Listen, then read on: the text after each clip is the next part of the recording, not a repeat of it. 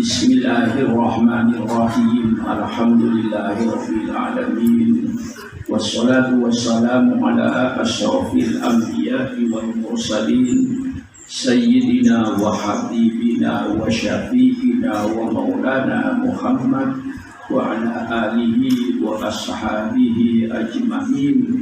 Subhanaka la ilma lana illa ma 'allamtana innaka antal alimul hakim. La haula wa la quwwata illa billahil aliyyil azim. Amma ba'du. Anak-anakku yang saya cintai, selamat datang di Pondok Pesantren Darul Rahman. Dengan doa selalu Rabbi adkhilni mudkhala sidqin wa akhrijni mukhraja sidqin. Ya Allah, masukkanlah saya ke tempat yang benar dan keluarkanlah saya ke tempat yang benar pula. Ini Al-Quran. Masukkanlah kami, tempatkan kami ke tempat yang benar. Insya Allah bapakmu dan ibumu yang mencintai kamu memasukkan anak-anaknya ke tempat yang benar, tidak dimasukkan ke tempat yang tidak benar. Ya, karena banyak tempat yang tidak benar itu, tempat-tempat maksiat itu tidak benar, tempat penjudian tidak benar, tempat minuman keras tidak benar, banyak lagi tempat-tempat yang tidak benar.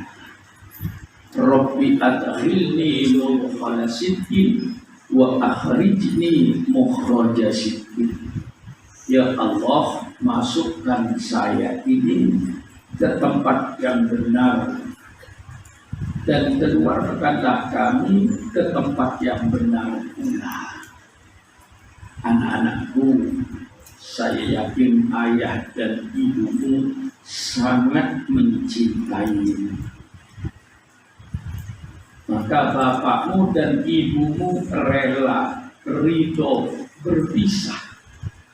Dan saya yakin bapak dan ibumu inginnya kumpul bersama-sama di rumah. Tapi karena cintanya kepadamu, untuk menyelamatkan kamu masa depanmu, bukan hanya masa depanmu di dunia, termasuk masa depanmu di akhirat. Dimasukkan ke tempat yang benar supaya selamat daripada api neraka, mengerti perintah-perintah Allah, mengerti larangan-larangan Allah. Jadi bapak dan ibumu tidak salah memilih tempat. Dimasukkan kau ke pondok pesantren ini supaya pertama, supaya selamat nanti di akhiratnya dan selamat di dunianya. Anak-anakku, saya ajak kau bersyukur kepada Allah. Alhamdulillah, saya punya orang tua, saya punya bapak, saya punya ibu, saya punya orang tua. Alhamdulillah. Lihat kepada anak yang tidak punya orang tua,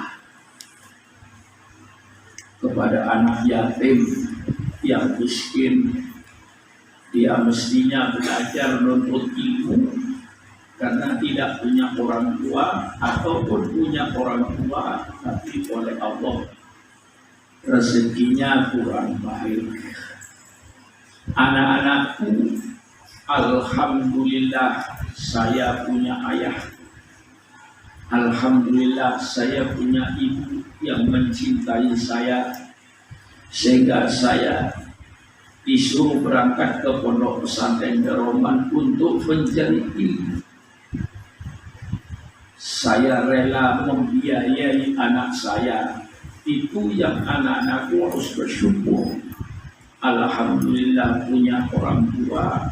Alhamdulillah orang tua saya oleh Allah dikasih rezeki sehingga saya masuk di pondok pesantren ini. Ini pertama kali yang harus anak-anakku syukuri. Alhamdulillah. Oleh sebab itu, di dalam mencari ilmu saya tahu anak-anakku yang menangis, khususnya anak putri, mesti banyak saya paham. Anak-anakku yang putra juga menangis, ada yang menangis. Saya tidak menyalahkan, dan itu benar, karena saya alami oleh saya sendiri. 65 tahun yang lalu, 70 tahun yang lalu, saya merasakan apa yang anak-anakku rasakan. 70 tahun yang lalu, saya merasakan apa yang dirasakan oleh anak-anakku sekarang. Saya dari Madura berangkat ke pondok pesantren ke Pasuruan, jauh. Kalau anak-anakku ya yang lebih jauh ada dari saya, yang dekat juga ada. Ketika saya 70 tahun yang lalu berada di pondok pesantren, saya menangis. Pagi saya menangis, sore saya menangis, membayangkan rumah saya, membayangkan adik-adik saya, membayangkan ayah saya, ibu saya, menangis saya. Jadi saya tidak heran kalau anak-anakku menangis. Karena untuk mencari ilmu, apalagi anak-anakku untuk mencari ilmu, mencari duit saja sulit, mencari emas sulit, mencari bintang, mencari berlian sulit. Itu baru mencari barang. Apalagi mencari yang lebih mahal daripada itu. Orang yang ingin mencari emas melopaki gunung untuk mencari pasir-pasir yang mengandung emas. Kadang-kadang tanahnya longsor, dia mati di dalam perut gunung, tidak mendapatkan emas, malah nyawanya yang jadi korban. Itu orang cari emas. Orang mencari berlian di Martapura, Kalimantan, menggali sumur untuk mendapatkan berlian. Kadang-kadang dalamnya sampai 10 meter. Alhamdulillah kadang-kadang dapat berlian. Kadang-kadang berliannya tidak dapat, tanahnya longsor, matilah dia di dalam sumur. Berapa ratus manusia yang mati. Untuk mencari emas, untuk mencari berlian, itu susahnya mencari barang yang kelihatan. Apalagi anak-anakku yang dicari itu ilmu yang jauh lebih mahal daripada emas, lebih mahal daripada berlian, lebih mahal daripada segala-galanya yang kita lihat. Ilmulah yang paling mahal. Allah berfirman, yarfa'illahu alladhina amanu walladzina utul ilma darajat. Allah akan mengangkat manusia ini, orang-orang yang beriman dan orang-orang yang berilmu. Orang bodoh tidak diangkat derajatnya. Yang punya derajat itu orang-orang yang berilmu. Persiapkanlah anak-anakku di kampung. Bagaimana orang yang berilmu bisa berkhutbah Jumat, bisa mengajar, bisa buka majelis taklim, menjadi orang-orang yang terhormat. Walaupun mereka tidak minta dihormati, orang yang menghormati karena ilmunya. Jangan hidup dengan kebodohan. Orang bodoh itu hidupnya pahit. Tapi orang yang berilmu, insya Allah hidupnya manis. Mencari ilmu itu susah, mencari ilmu itu sedih. Tapi yakinilah anak-anakku, di balik kesedihan itulah nanti akan datang kegembiraan. Innama al-usri yusra. Itu Allah yang menyatakan. Sesungguhnya di balik kesulitan itu nanti akan datang satu kemudahan. Berakit-rakit dahulu, berenang-renang ke tepian. Bersakit-sakit dahulu, baru bersenang-senang kemudian. Seandainya saya dahulu tidak mau pesantren, ketika waktu itu saya nangis, mungkin 1 minggu saya nangis di pondok itu, mengenang wajahnya ibu saya, apalagi jaraknya jauh. Saya kalau mau ketemu ibu saya itu nunggu 1 tahun. Anak-anakku mungkin tidak. Nanti 40 hari setelah kau berada di sini, kau nanti boleh dikunjungi oleh bapaknya dan ibunya sambil menghadiri yang disebut khutbatul arsy. Saya akan pidato pada orang tuamu untuk memperkenalkan pondok ini. Saya dulu ketika mondok ingin melihat wajah ibu saya itu nunggu 1 tahun. Kalau ayah saya ya setengah tahun lah. Ke pondok kadang-kadang 1 tahun sekali datang ke pondok ayah saya. Tapi kalau ibu saya jauh dari Sampang Madura ke Pasuruan, masih nyebrang laut. Sedih. Maka orang mencari ilmu itu pahit.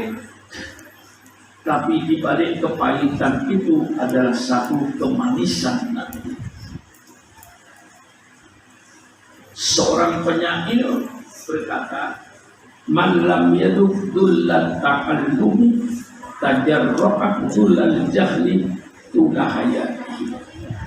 Orang yang tidak mau merasakan pahitnya penderitaan orang mencari ilmu, maka nanti rasakan olehmu pahitnya kebodohan sepanjang hidupmu.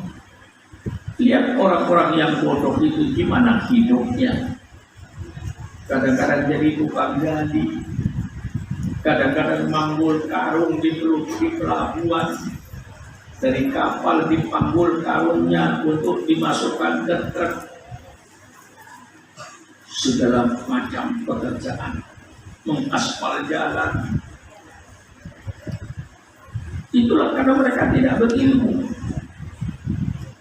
Tidak berilmu, lalu hidupnya menyandarkan pada kekuatan fisiknya. Orang bodoh kalau sakit tidak makan dan tidak bisa kerja. Maka kata penyair, Kalau kau tidak mau merasakan pahitnya, susahnya, penderitaan orang mencari ilmu, kau tidak mau merasakan itu, persilakan. Nanti kau akan merasakan pahitnya kebodohan sepanjang hidupmu. Bagus penyair ini menyampaikannya. Oleh sebab itu anak-anakku, kalau sedih menangislah. Saya tidak melarang anak-anakku menangis, wajar saya juga menangis. Apalagi ketika saya mondok dulu 70 tahun yang lalu, saya mondok tidak seperti ini. Listrik tidak ada. Masak sendiri. Nyuci baju sendiri. Ngaji tidak pakai kursi. Duduk kayak kamu begini nih saya belajar. Tidak pakai meja, pakai meja pendek. Alat-alat ngajinya sudah Masya Allah. Tintanya bikin sendiri. Kadang-kadang pulpennya bukan kayak anak-anakku sekarang. Saya bikin pena itu dulu ketika saya ngaji dari lidinya daun aren. Diruncikan, kita bikin, digosok, kasih air, nah baru saya menulis dengan pena lidinya daun aren. Masak sendiri, cuci baju sendiri, tidak pakai listrik. Sudah lain dengan sekarang. Dibanding dengan pahitnya saya ketika nuntut ilmu. Karena nasihat-nasihat guru saya, nasihat-nasihat dari kiai, waktu itu saya rasakan. Maka nasihat-nasihat yang kiai saya dulu sampaikan kepada saya, sekarang saya sampaikan kepada anak-anak. Mencari ilmu itu baik. Mencari ilmu itu menderita. Mencari ilmu itu susah. Tapi hadapi ini semua. Orang hidup di dunia ini tidak lepas daripada dua. Menangis atau tersenyum. Itu orang hidup. Dan tidak ada orang hidup yang menangis terus-menerus, tidak ada. Satu saat berhenti menangis. Tidak ada orang hidup itu terus tersenyum terus-menerus, tertawa terus-menerus, tidak ada, kecuali orang gila. Jadi yang namanya menangis dan yang namanya tersenyum dalam kehidupan manusia silih berganti. Maka anak-anakku, dengarkan nasihat saya. Menangislah kau di masa muda, agar kau tersenyum nanti di masa tua. Artinya di masa muda kau menangis, menuntut ilmu, menghafal pelajaran, ada ujian, itu semua yang akan dihadapi orang menuntut ilmu.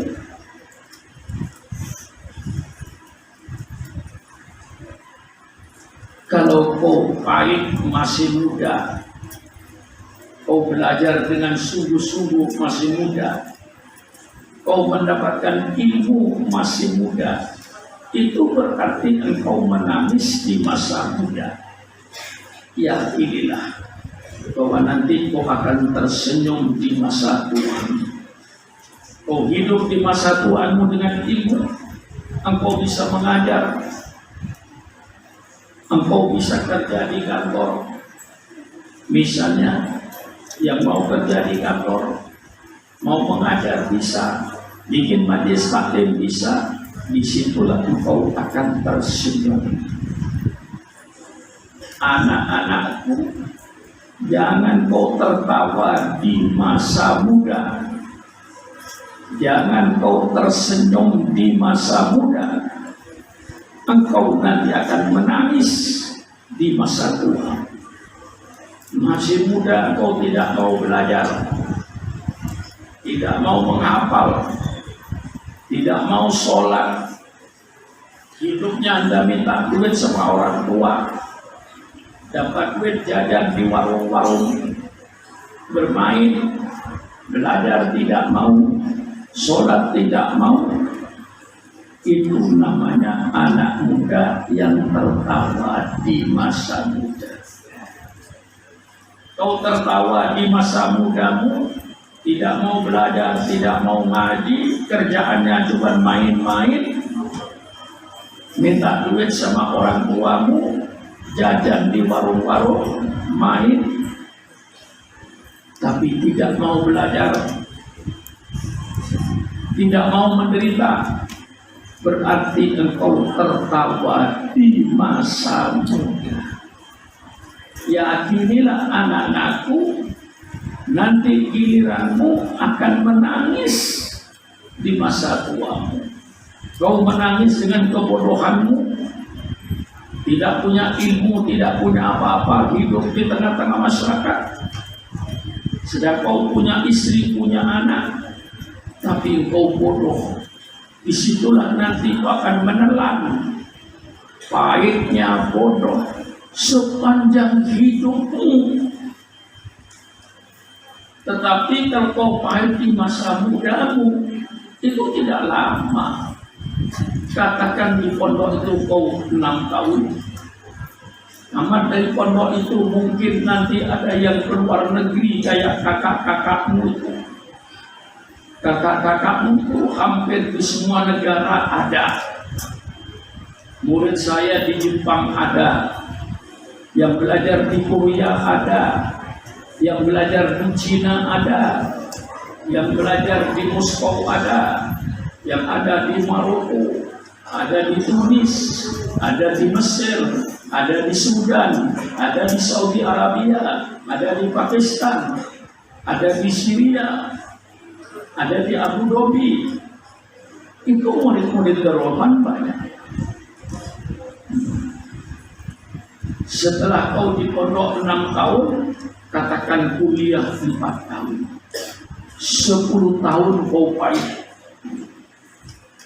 Setelah itu engkau dewasa, barangkali setelah S1 engkau kawin, kau punya istri, kau punya anak, tapi kau hidup dengan berilmu yang dicari oleh orang. Orang berilmu dicari oleh orang. Orang bodoh siapa yang mau mencari? Kalau orang bodoh dicari, untuk dimintai tenaganya. Tapi kalau orang yang berilmu dibutuhkan untuk mencari otaknya, pikirannya, otaknya penuh dengan ilmu, itulah nanti yang akan dicari orang. Oleh sebab itu anak-anakku, anak-anak yang baru ini, saya katakan menangislah kau masih muda. Dengan doa mudah-mudahan anak-anakku nanti akan tersenyum di masa tuanya, akan tersenyum di masa dewasanya, karena engkau mempunyai ilmu. Engkau tidak perlu meneteskan air mata. Inilah orang yang punya ilmu. Dan saya rasakan dulu ketika saya di pondok pesantren Salafiyah, saya memasak. Mau memasak pun dulu tidak ada kompor. Terus sekarang masih ada kompor gas, masih enak. Zaman saya memasak, saya harus dari kayu di kebun-kebun sekitar pondok itu, dari dahan-dahan kering. Ya, karena di Sumbawa banyak pohon, banyak dahan-dahan kering, saya ambil, saya tumpuk, cukup, baru saya masak. Itulah keadaan sedih saya. Ya, di waktu itu saya tidak punya mimpi bahwa saya nanti akan terbang ke Kuala Lumpur, nanti saya akan terbang ke Singapura, saya akan terbang ke Brunei, saya akan terbang ke Mekah. Tidak ada perasaan itu. Dengan ilmu, alhamdulillah, saya terbang ke Kuala Lumpur. Dulu tidak mimpi kalau saya akan ceramah di Kuala Lumpur. Dulu saya tidak mimpi kalau saya akan berceramah di Singapura. Tidak pernah mimpi saya akan berceramah di Brunei Darussalam. Saya mondok mencari ilmu. Alhamdulillah berkah ilmulah saya bisa terbang ke Kuala Lumpur.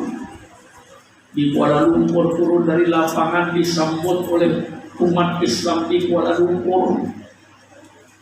Dijemput dengan mobil, ditidurkan saya di hotel. Turun di pelabuhan Singapura, saya dijemput oleh orang-orang Singapura dengan mobil. Saya diantar ke hotel, kemudian saya diantar ke pengajian-pengajian. Itulah nikmatnya ilmu. Orang yang berilmu tidak menjadi orang asing dimanapun berada. Saya ke Kuala Lumpur, saya ke Johor, saya ke Negeri Sembilan. Dengan masyarakat Malaysia, saya tidak merasa orang asing. Kayak di kampung sendiri, itulah orang berilmu. Ya, kalau orang bodoh, datang ke Singapura, datang ke Malaysia kayak orang asing. Di sana pun tidak kenal. Dan kamu datang langsung ditunjukkan kerja. Apa kerja di perkebunan, apa kerja di pembangunan. Itu kalau orang yang bodoh. Orang yang berilmu tidak pernah menjadi orang asing, walaupun di negeri orang. Kalau orang bodoh, di kampungnya saja menjadi orang asing. Itu orang bodoh. Oleh sebab itu, anak-anakku, kau jangan berpikir hari ini. Saya ajak engkau berpikir nanti 10 tahun yang akan datang. Kalau kamu berpikir hari ini, anak-anakku, yang enak pulang. Jangan bodoh. Itu kamu berpikir hari ini. Karena kau masih ada orang tua. Orang tuanya ada rezeki. Kamu cuma berpikir hari ini. Kalau kau anak-anakku berpikir untuk hari ini, pulang, jangan mundur. Tapi kalau berpikir nanti engkau 10 tahun yang akan datang, 10 tahun yang akan datang, sekarang saya umur, katakan umur 13 tahun. Tambah 10 tahun, umur 23. Sudah S1. Kalau rajin, setelah S1 mungkin berencana umur 25 tahun untuk nikah. Katakan paling tua umur 30 tahun. Berarti engkau 17 tahun yang akan datang, umurnya 30 tahun sudah batas paling tua untuk kawin.